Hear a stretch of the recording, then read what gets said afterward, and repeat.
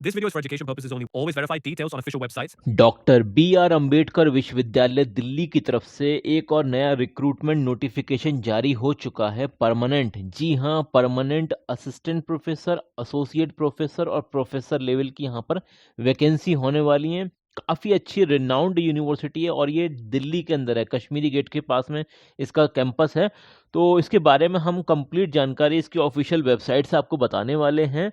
सारी चीज़ें आपको बताएंगे, लेकिन आगे बढ़ने से पहले एक रिक्वेस्ट है, अभी तक आपने चैनल को सब्सक्राइब नहीं किया है तो सब्सक्राइब कर लें, ताकि हर एक इन्फॉर्मेशन वक्त रहते हुए आपके पास पहुंच जाए। और कोई दिक्कत, कोई परेशानी हो, कमेंट सेक्शन में बता देना। अपनी तरफ से पूरी कोशिश करेंगे आपके हर एक सवाल का जवाब देने की। ओके, अपनी राय भी दे सकते हैं कि सर इस सब्जेक्ट में ज़्यादा वैकेंसी लाइए, जो भी है बता सकते हैं। ओके, तो ये आप इस तरह से टाइप कर सकते हैं, doctor B R Ambedkar university Delhi, तो आपको इसके यूनिवर्सिटी का ऑफिशियल वेबसाइट मिल जाएगी। चलिए, जैसे आप इसकी वेबसाइट पर आएंगे, थोड़ा सा स्क्रॉल डाउन करेंगे, यहाँ पर आपको सारी चीज़ें दिख जाएंगी। ओके, तो अगर हम इसके एडवर्टीजमेंट के बारे में बात करें तो दो एडवर्टीजमेंट आए हुए हैं। एक तो गेस्ट फैकल्टी की वैकेंसी आई हुई है, क्लियरली आप देख सकते हैं, और एक एडवर्टीजमेंट और है। ओके, तो ये वाली जो वैकेंसी है ये परमानेंट है और वो गेस्ट फैकल्टी है। पहले परमानेंट की बात कर लेते हैं। इसका जो नोटिफिकेशन था काफ़ी पहले आ चुका था, आप ये क्लियरली यहाँ पर पढ़ सकते हैं। 3/12/2025 में ही इसका नोटिफिकेशन आ चुका था। अब अगर इसमें हम बात करें तो यहाँ पर प्रोफेसर लेवल और एसोसिएट प्रोफेसर और असिस्टेंट प्रोफेसर तीनों ही लेवल की यहाँ पर वैकेंसी हैं।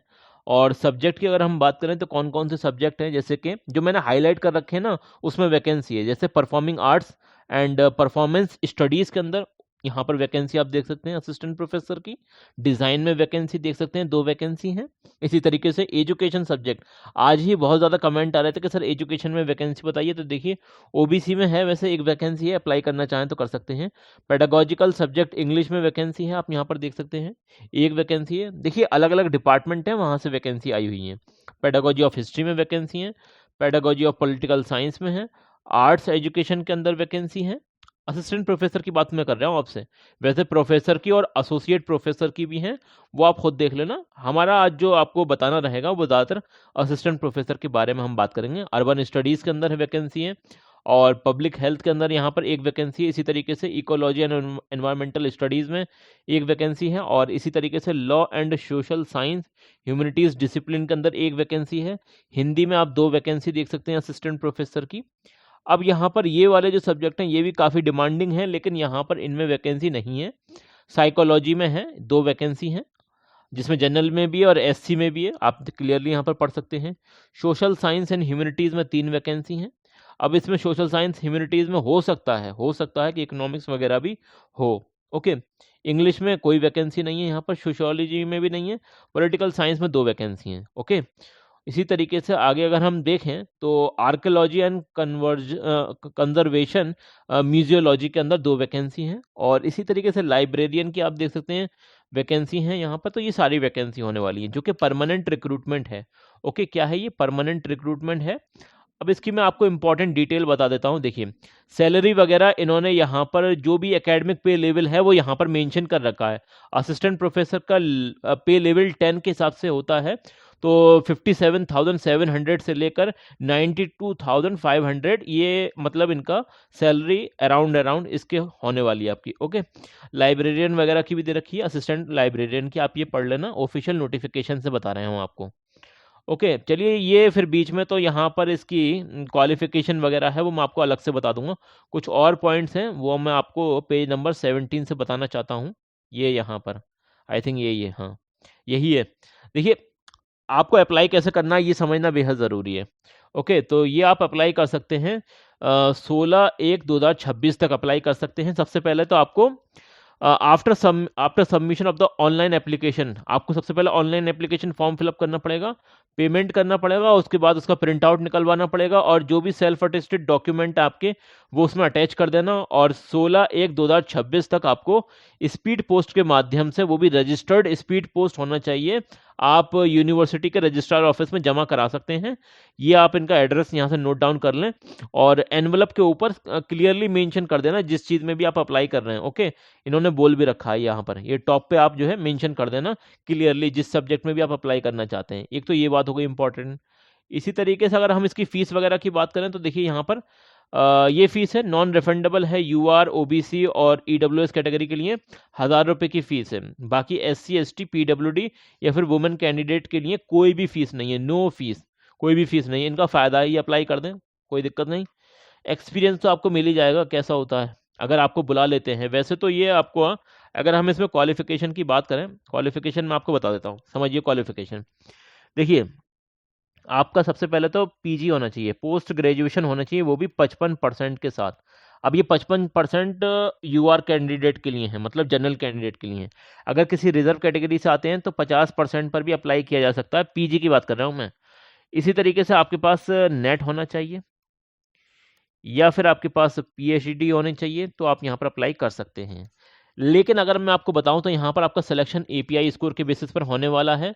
तो एपीआई स्कोर उन्हीं लोगों का ज़्यादा होता है जिनके पास पीएचडी होती है। तो क्लियरली बात है, जिनके पास पीएचडी होगी उनके सिलेक्शन के ज़्यादा चांसेस होंगे। और रिसर्च पेपर पब्लिकेशन, खाली नेट से काम नहीं चलने वाला, क्योंकि ये परमानेंट वैकेंसी की मैं बात कर रहा हूँ आपसे। ओके, तो ये मतलब क्लियर बात मैं आपको बता रहा हूँ, कोई धोखे वाली बात नहीं है, क्लियर बात है। आप किसी सीनियर से मालूम कर लेना अपने। तो क्योंकि यूनिवर्सिटी लेवल पर आप ये समझिए ना कि आपको रिसर्च भी करानी रहती है स्टूडेंट्स को। आप नेट के बेसिस पर कैसे करा सकते हैं? जब तक आपने खुद रिसर्च नहीं करी होगी, आप कैसे किसी स्टूडेंट को पढ़ाएंगे, कैसे असिस्टेंट प्रोफेसर बनेंगे? तो पीएचडी होना तो ज़रूरी है वैसे भी। कुछ लोग एग्री नहीं करेंगे, लेकिन मेरे हिसाब से तो पीएचडी होना ज़रूरी है असिस्टेंट प्रोफेसर बनने के लिए यूनिवर्सिटी लेवल पर। हाँ, आप डिग्री कॉलेज लेवल पर बन सकते हैं जहाँ पर पीएचडी वगैरह नहीं होती है, लेकिन अगर आप यूनिवर्सिटी लेवल पर जाना चाहते हैं तो पीएचडी तो होनी चाहिए एटलीस्ट आपके पास। ओके, रिसर्च पेपर पब्लिकेशन वगैरह होने चाहिए, तब ना आप किसी को बताएंगे किस तरह से रिसर्च की जाती है और सारी चीज़ें हैं। क्योंकि खाली आपको एमए और मतलब ग्रेजुएशन वालों को तो पढ़ाना नहीं रहता है, उसके अलावा आपको रिसर्च भी करानी रहती है। ओके, तो ये इंपॉर्टेंट बात है, इसी वजह से आपका एपीआई स्कोर चेक किया जाता है। अब यहाँ पर ये एपीआई स्कोर मैं कई बार आपको बता चुका हूँ, आप यहाँ से देख लेना किस तरह से एपीआई स्कोर निकाला जाता है। अब देखिए, एपीआई स्कोर आउट ऑफ 100 देखा जाता है, 100 में से देखा जाता है। अगर आपका अकॉर्डिंग टू दिल्ली यूनिवर्सिटी में आपको बताऊँ, अगर 55% मतलब 55% क्या, 55 नंबर आ रहे हैं एपीआई स्कोर में, तो हो सकता है आपको ये कॉल कर लें। इससे ज़्यादा ही होना चाहिए, 60, 65, 70, 75 आपका एपीआई स्कोर बन रहा है तो ज़्यादा चांसेस होते हैं, अदरवाइज तो बहुत मुश्किल हो जाता है। एक और यहाँ पर गेस्ट फैकल्टी की वैकेंसी आई हुई है। हाँ, इसमें आप कह सकते हैं कि नेट वालों का भी हो जाता है गेस्ट फैकल्टी के बेसिस पर। मतलब गेस्ट फैकल्टी लेवल पर आप अप्लाई कर सकते हैं 30/12/2025 तक।